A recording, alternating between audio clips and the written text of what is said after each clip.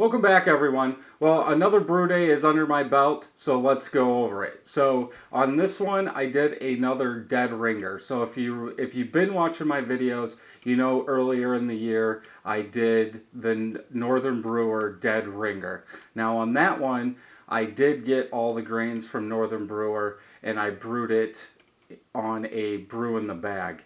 This time, I just went to Bell's and I got the ingredients to brew it and made it using batch sparge. So we'll go over the brew day, but in between that, I've got a whole bunch of notes here. We're going to kind of look at the brew in the bag method versus the batch sparge that I did. So the grain bill was exactly the same this time. 11 pounds of 2-row and 1 pound of caramel L40. Now, I tell you that, but I think if you are going to brew something like this, you should go by the percentages, not the pounds. I know it's a little bit harder when you go to a homebrew store or get it online, but I think that's what you should do because everybody's system's different and you're going to come out with different, beginning gravities, finish gravities, all that stuff. So I would say I would go with this. So for the 2-row, I would use 90 to 92%, and on the caramel 40, I would use 8 or 10% to 8%. Stay somewhere around in there because you'll see once we get done with this, or get into it, I should say, that I should have added a little bit more 2-row to this. So right now, with our grain bill, 11 pounds of 2-row comes out for me at 91.75, and 1 pound of the 40L is 8.3%. And my final gravity, since I've already brewed this, I know was a little bit low, so I should have went up to 92% probably on that 2-row and knocked the caramel 40 back some. But so I did do a starter 48 hours in advance. If you have not saw my yeast video on clean yeast, is what I'm calling it, you should go back and watch that. So I started a yeast starter 48 hours before brew day, and that was a 1 liter. Then after 24 hours, I bumped it up another liter. So total, I made a 2-liter starter for this dead ringer clone. So getting into the brew day now, so my mash-in water is 4.5 gallons, so I heated that up to about 168, and then I put that into one of my containers.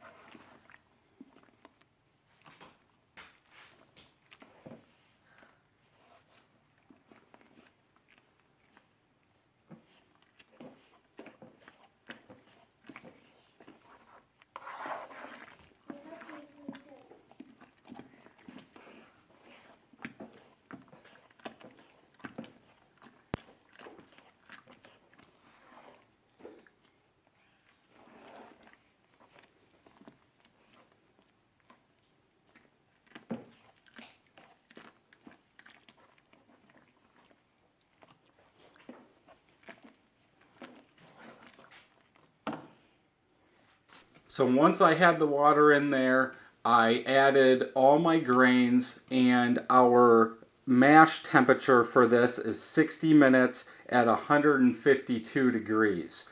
So once I got everything mixed in, I did have to add some ice cubes to bring the temperature down some because I was a little high.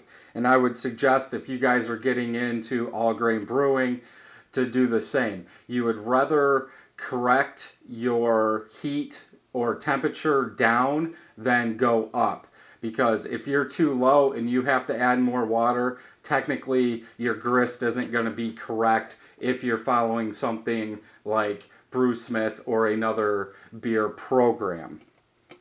So once I hit my temperature, we let that rest for 60 minutes. Then after that, we did our Vorloff. And after the 60 minutes, I'll show a picture, you guys will see it. My finished temperature was 152, so I did not move in temperature. It stayed correctly through the whole entire thing, didn't drop a degree. I'm guessing when I started the mash in, it might have been a point or two higher. Then it came down just a tiny bit, because this is the first time where I've actually taken a temperature and hit it all the way through and had the finish come out. So 152 was our end of our mash in. So then after that, we have to Vorloff. So our first runnings, I probably collected 2 of those pitchers before it was starting to run clear, and we put that into the kettle. So our first runnings came out at 1.075. So once that was all the way drained, or mostly drained, because what I'm figuring out is on the mash tun, once it starts getting low, it does start spitting out grain. So I know that's when I need to stop, take my mash out water, pour that in, mix it up, then Vorloff again. So we did it a second time, put the mash in water in. We did do a Vorloff, and I'll kind of put a picture up what the first runnings look like compared to the second runnings of this. So our second runnings came in at 1.033.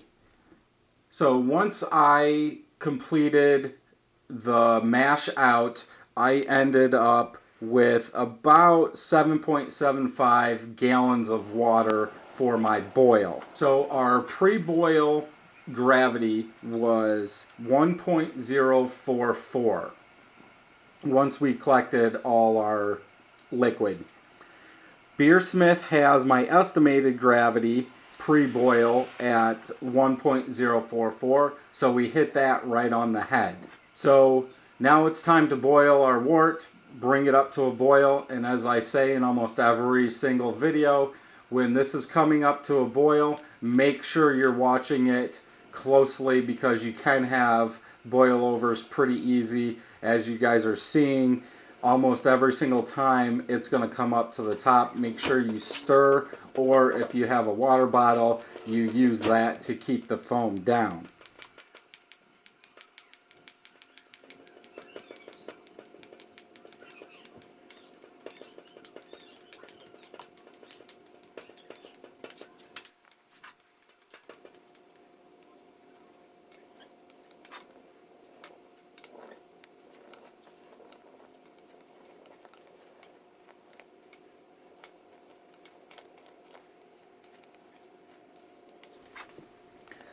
So once we hit our boil, the first additions of hops went in, and this hop bill is all Centennial. So at 60 minutes, we put 1 ounce in. At 20 minutes left in the boil, we put another ounce of Centennial hops in. Then at 5 minutes left in the boil, we put in 2 ounces of Centennial. So that is all the hops in the boil. We do have hops, dry hops, but we'll get to that at the end. Okay, so once we are done with the boil, the 60 minutes, it's time to cool down and transfer into the carboy.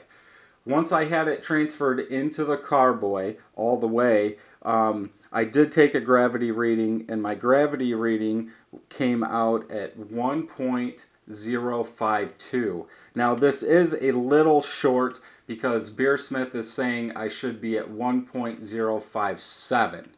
Now I know I should have done this, but it was almost another experiment just to see where my system came out. I wanted to compare it to the brew in the bag. And what I would have done is upped the 11 pounds of 2-row probably to 12 to get that extra bit of sugar out of those grains to help me get to my finished boil. Also, on this one, I was over 5.5 gallons going into the carboy. And in Beersmith, all mine are set to 5.5 gallons, so it was diluted a little bit. If I probably would have boiled another 10 minutes, maybe I would have got the extra points, the extra 5 points I needed. Not sure, not a big deal. I would rather have more in the carboy on something like this than less, because when we do dry hop, we are going to lose some of that wort because of the dry hops that are in there. So pretty much that's the brew day up to that point. I want to go over, before we finish this, some of the differences that I've noticed in brew in the bag versus like a batch sparge. So I do have my notes here from the first time I brewed this Dead Ringer clone. So the old Dead Ringer clone in brew in the bag, my efficiency came out to around 82%. In this new one, my efficiency was at 64.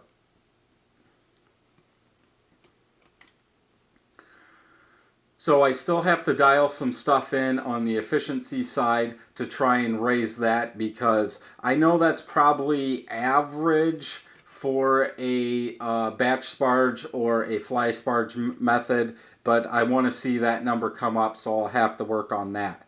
Also, even though the grain bill was exactly the same on both of them, my ABVs were different by almost 1%. On the old one, I had a 6.53% ABV, and on this new one, it was 5.85%. So it was a little bit lower, or I should say it was almost 1% lower on that one. Also, my pre-boil gravity was also different because of the two different methods. So my brew in the bag, Beersmith called for 1.053 gravity, and on this new one using batch sparge, it called for 1.044 gravity. So you can see the different methods, depending on what you use, your outcome at the end is going to be different.